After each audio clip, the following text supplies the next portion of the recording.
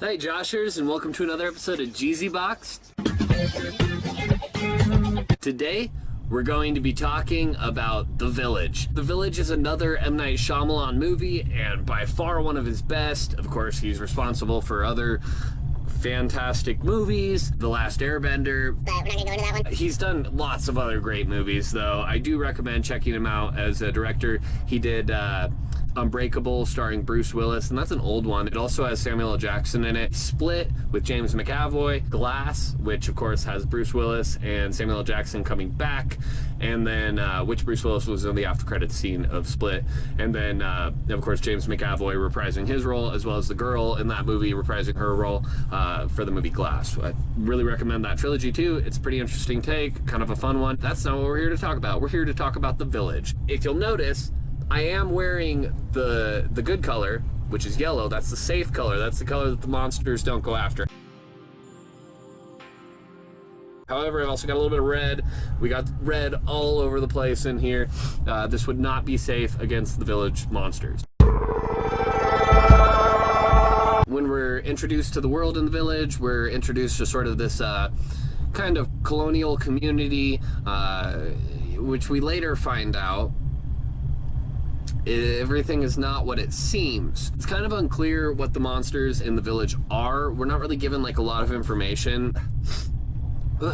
They're being terrorized by these weird like hedgehog monsters wearing red robes that if you're wearing red, like they'll mess you up, and they show up when people break the rules, basically. So it's kind of like a fable meant to keep the town in line. Actually, that's exactly what it is.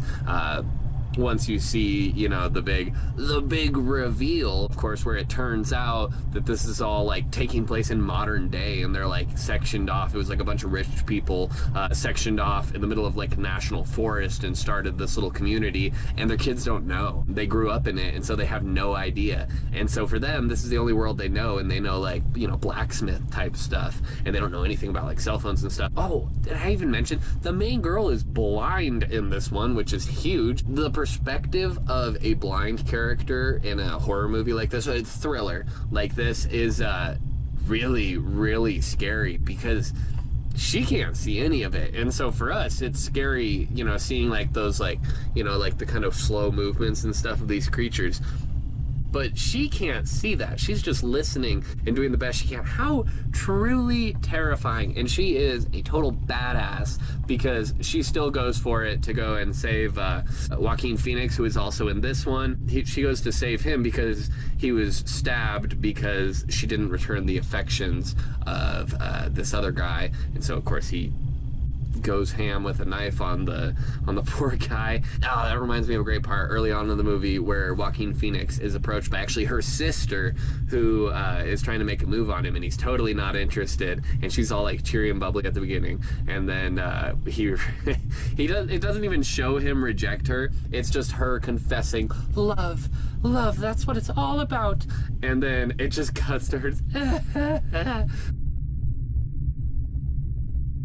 like full-on crying, and it's so funny. That sounds bad, but it's so funny. I highly recommend this movie. It's really scary. It's really good. It's another one of M. Night Shyamalan's quality films. He does cameo in this one as well as the Forest Ranger, which is pretty funny.